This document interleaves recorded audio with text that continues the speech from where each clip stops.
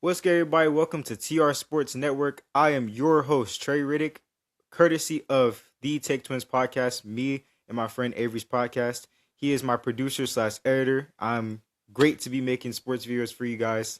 I'm on my own today in the studio, and I have a great one for you guys. So, for my first video, I got NFL news, NBA news, WNBA news, and MLB news. And we'll be going through these quickly. We'll make a short little video out of it, and I will be covering obviously my set list. So without further ado, let's hop into the first video. Drop it.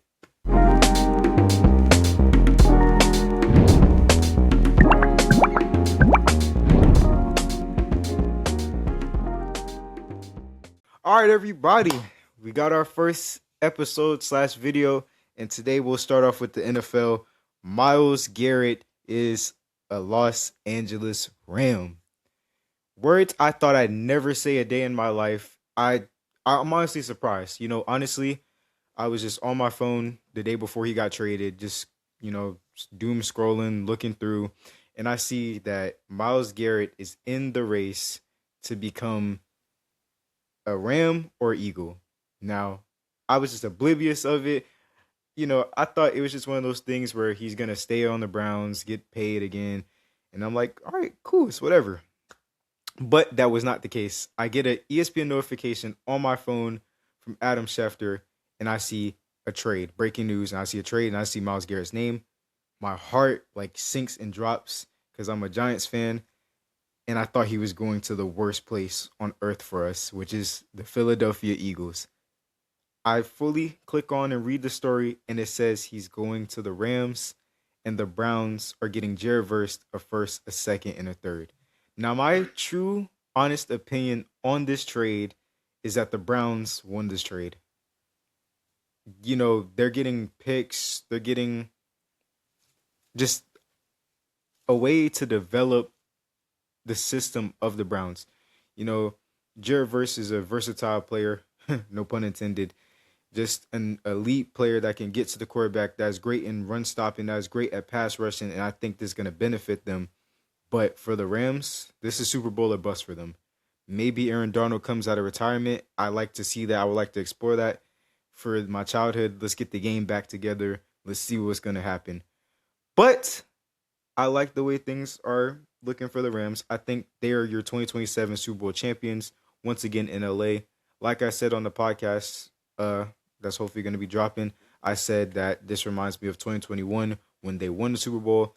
They were making trades. They were stat padding. They were getting all this team formed together to go compete and win, getting Hall of Famers, Bobby Wagner and all that, and dialing in as a team.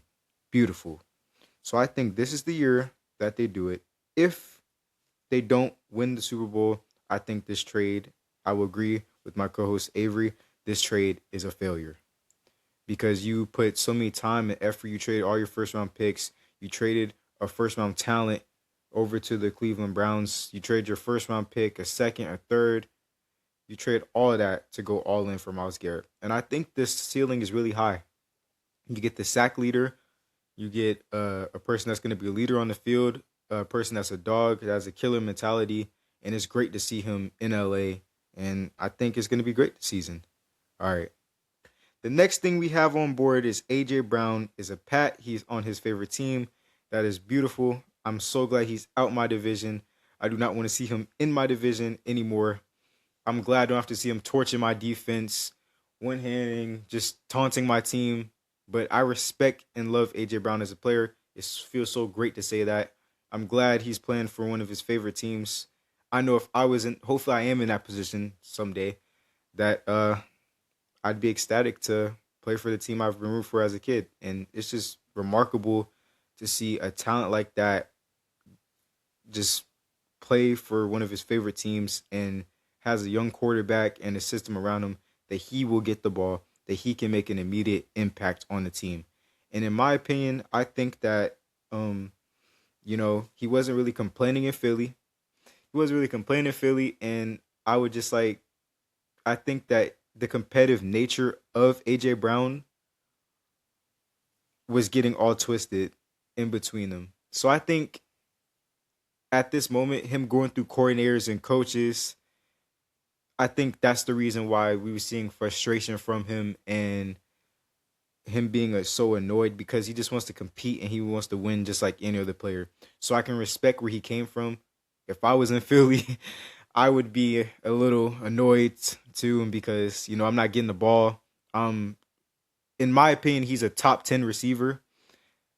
Anybody can make the case, but I think he's a top 10 receiver. He gets the job done. He knows what to do, and I think this trade is going to benefit. The Eagles are getting a first round pick. I don't think they need a first round pick because of, they just cook in every single aspect of free agency, the draft, and I think it's just a lot for Philly to intake. Somebody, like, how much help does Philly need? No diss on them. I respect them and everything, but you gotta hate that he's in my division. The next thing, as a Giants fan, I've been waiting for this for the longest. Odell Beckham Jr. is back in the building. He's back as a Giant. He looks great. He looks humbled. I think maybe he could win Comeback Player of the Year. That's just me coming from a little delusion. Maybe he does. We don't know. He seems like he has more left in the tank. We see like he's happy in practice. I think he's gonna wear number 13. I don't know if Hyatt's gonna be on the team, but I'm really excited to see what he could do. I think he has, one slant to the house left in him, at least. I think he's going to develop. I'm so excited to see him back in a Giants uniform, making my childhood there again. Not only that, but we signed Juju Smith-Schuster. I haven't really heard much from Juju. It doesn't seem like he's doing too much or dancing or doing anything, but I think this is about him getting right, getting to business. I like the veteran leadership from these two. Both of them seem calm down and humble. Both are Super Bowl champions, and I can respect and appreciate that. And we signed Braxton Berrios, a gunner of Olevsky replacement for the Giants for special teams. Great. I respect that as well. He returns some kicks to the house. I'm very interested to see what Coach Harbaugh does and what we could do. The next thing on the board was OTAs. OTAs all around look pretty good. Some familiar faces in new places. Kyler Murray, Jalen Waddle,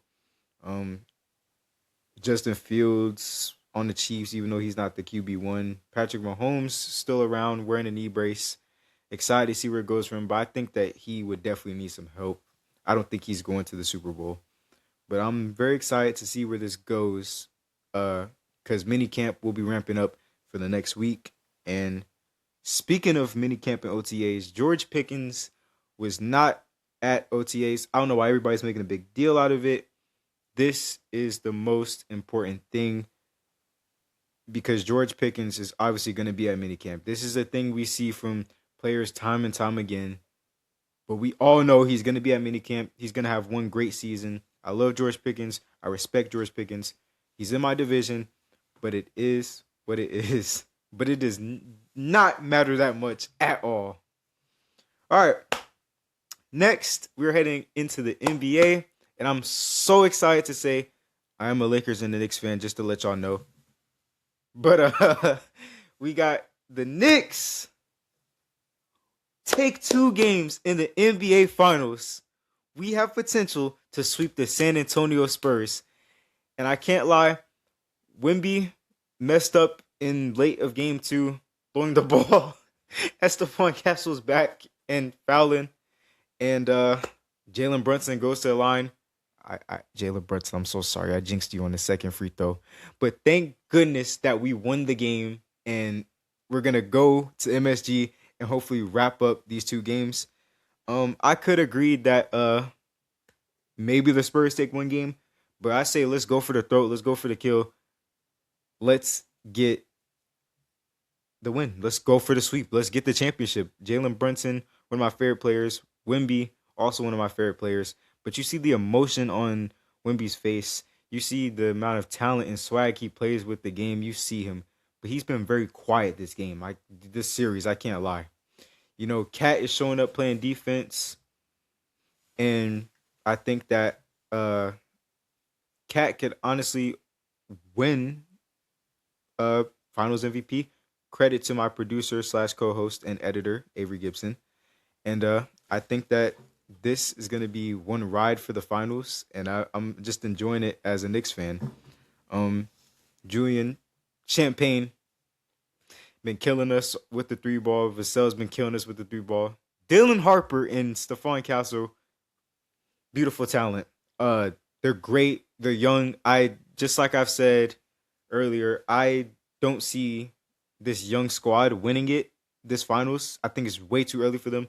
But later down the road, they got it. I think they have the potential to go ahead. They have the potential to go ahead and win the next series. And I agree with what my producer says. Dylan Harper will be one of the best in the league. The only reason that he's not really starting is because, well, De'Aaron Fox is the older. He's the vet. You know, you got these older players playing roles. But I think they have potential to be one of the best teams if they just stick together. You know, Carter Bryant still out there, Dylan Harper, Champagne, Castle, Wemby. This is going to be a squad to watch out for the next couple of years, and I'm here for it. Brunson, I respect the game. You know, he's playing with intensity. He wants this. Hasn't looked at the Larry O'Brien trophy yet. Remains to be seen. Go New York, go New York, go. Let's finish up the series and let's move on. Speaking of more basketball, we're heading to the WNBA. Olivia Miles. I am going to be honest. I love AZ Fudd. She's great. She's a great player.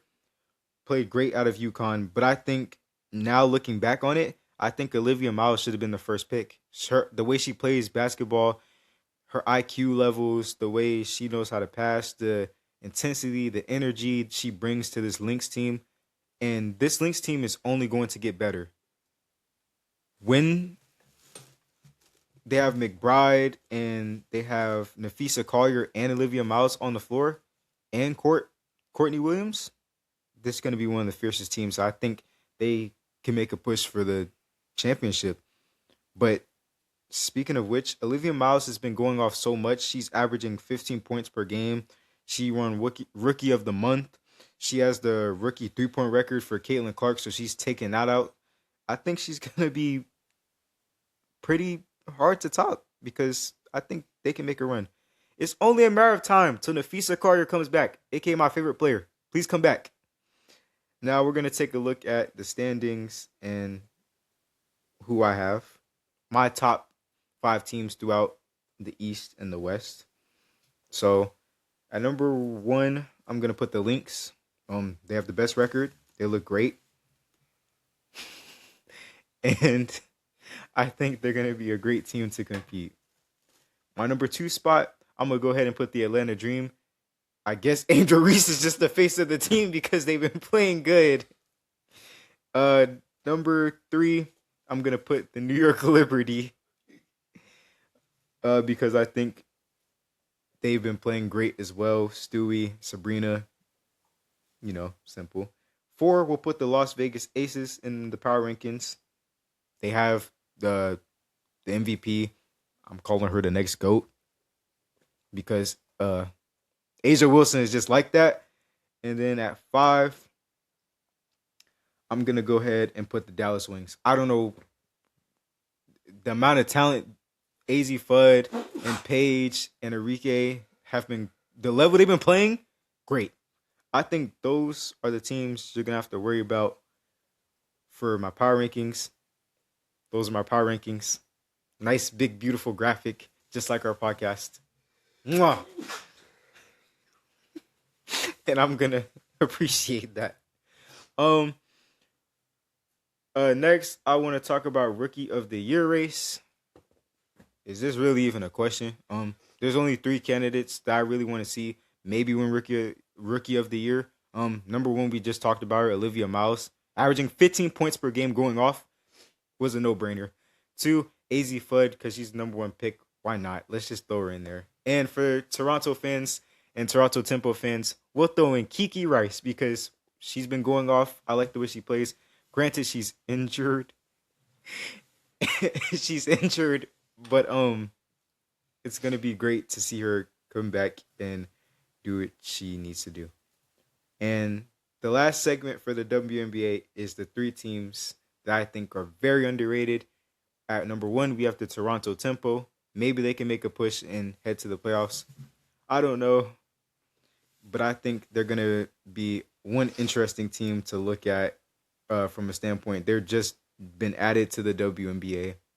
Number two, I'm going to go ahead and say that the Indiana Fever with Caitlin Clark, you cannot count them out. Commissioner Cup champions, Caitlin Clark, Aaliyah Boston. This team knows how to fight and they know how to compete. The records just are not showing for these three teams. And the last team is the Washington Mystics. National champion Lauren Betts, Kiki Arafin, Sonia. I think this team has great levels to compete as well. They're young squads, and I think they could eventually stack up and carry out for the next couple of years. So that's very interesting to look at. And that is all I have for the WNBA. I'm gonna have more on the WNBA because it's exciting to watch, and I'll advocate for women's sports. I think is great. And next / last is the MLB. I'll start off with my Dodgers. Go Dodgers. I gotta pull it up. We beat the Angels tonight with the score, technically yesterday, with the score of 9-2. Yamamoto looks good. He gets the win. I mean, it's not much, We're going back and forth, getting W's and L's. I need us to stay more consistent, but we're getting on a hot trail, and I can love and respect the team. We are the champions. Let's do what we need to do. Let's do what we need to do. And to show some love to Atlanta sports because I am in Georgia, the Atlanta Braves are the best team in baseball. It's a love-hate relationship. Ronald Acuna starting to get hot. The ball is jumping off his bat. Unfortunately for you. Money Mike, doing great. Ozzy Albies, doing great. Drake Baldwin, the best catcher in the MLB. I'm totally being held hostage to say that, by the way. Forgot Matt Olson. And Matt Olson. Freddie Freeman better. It doesn't matter of age. Do not list like. So why is everyone voting Olson for the All-Star game over Freeman? If you can hear my producer, he's saying that Matt Olson has more votes than Freddie Freeman. Yeah, I think Matt Olson's a little bit better, but it's okay because we love Freddie Freeman. Yes, but Matt Olson's better. 3 rings. Anyways, yes, the Braves are the best team in baseball. They prove to be hot. I don't see them losing a series anytime soon. Maybe later when things get through the dog days of the summer. I can see that. But as of right now, the Braves are the number 1 team. The Dodgers are the number 2 team. A and B. I want these 2 teams to play in the playoffs so I can enjoy it and have a smile on my face because I want to see the Braves do good so they can play my Dodgers. And to cap off the first video, I'm going to re-say my all-star selections that I've made because some of y'all maybe have not gotten to see who I chose. But for the American League, I got Langiers at my catcher. For the National League, Drake Baldwin, Murakami at first base, Matt Olson at first base for the National League. My boy Jazz Chisholm for the American League at second base. Ozzy at second base for the National League. I mean, come on. The Braves are just like dominating. Josh Jung, third base. Ke'Bryan Hayes for the National League at third base as well. And my favorite name that I'm going to say, Andres Gimenez. Woo! I know I butchered his name so bad. It's Jimenez, but we're calling him Gimenez for the bit. Jimenez is his name, but, why not? Just like, shout out to Flight. I'm going to have alternate names. But he's a shortstop. And for the National League, I got C.J. Abrams. Balling. My DHs are Jordan Alvarez and Shohei Ohtani. I mean, because why not? Outfielders, Cody Bellinger. Great. And Money Mike. Shout out to the Braves. Outfielders, Byron Buxton and Mickey Moniak. Shout out to the to the Rockies because y'all need something going for y'all. So I gave y'all some love. And my other outfielders, if Judge can just lock in, he'll be the outfielder. And I have my star-studded Andy Pajes, my lovely star who's cooking. Thank you. You are a hero and a national treasure. Anyways, guys, that should sum up the first video. I hope you guys enjoyed. Once again, this is TR Sports Network. I am your host, Trey Riddick. I'm going to be signing off, aka Cap. Hope you guys enjoyed. I will see you guys in the next video. Deuces.